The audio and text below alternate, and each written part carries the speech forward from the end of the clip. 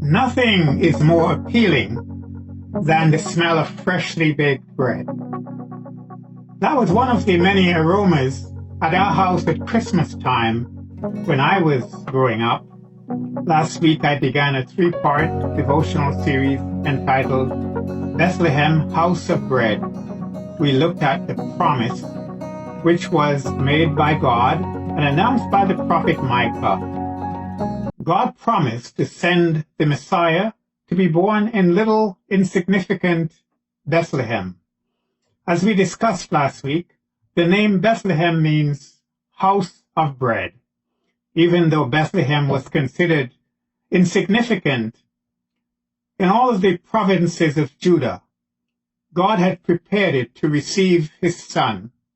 God promised to send us the bread of life, born in the house of bread. Today, as we look toward the fulfillment of this promise, we are looking at the awakening. Like the prophet Micah, Isaiah also prophesied that this coming of the Messiah in Bethlehem would be a great awakening for many. He writes in Isaiah 9, verse 2, "The people walking in darkness have seen a great light. On those living in the land of deep darkness, a light has dawned."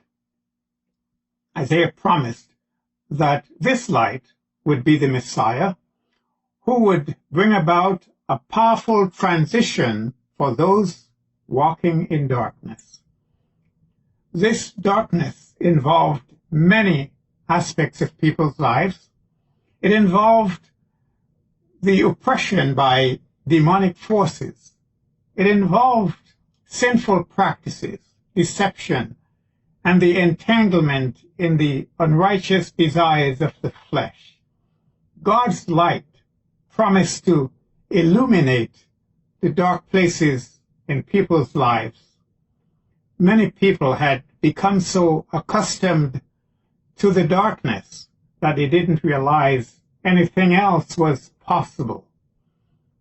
But everything changed when they saw a great light. You see, not only is Jesus the bread of life, he's also the light of the world. As he said of himself, "I am the light of the world.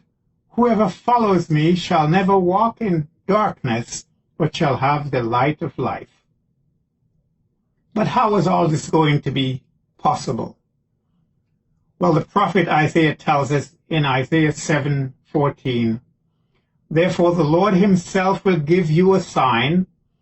The virgin will conceive and give birth to a son, and will call him Emmanuel." The name Emmanuel means God with us. The promise was that God would once again walk with his children as he did in the Garden of Eden. As you take time to observe the true light, you will discover that your world becomes much brighter. Today, millions of people in the world are still walking in darkness, even though the light has come. So during this Christmas season, don't allow the temporary beauty of the artificial light to distract you from the eternal light of God's presence. Instead, seek to be a witness to the light so that others through you may see the power of Jesus Christ to transform them. May the Lord bless you.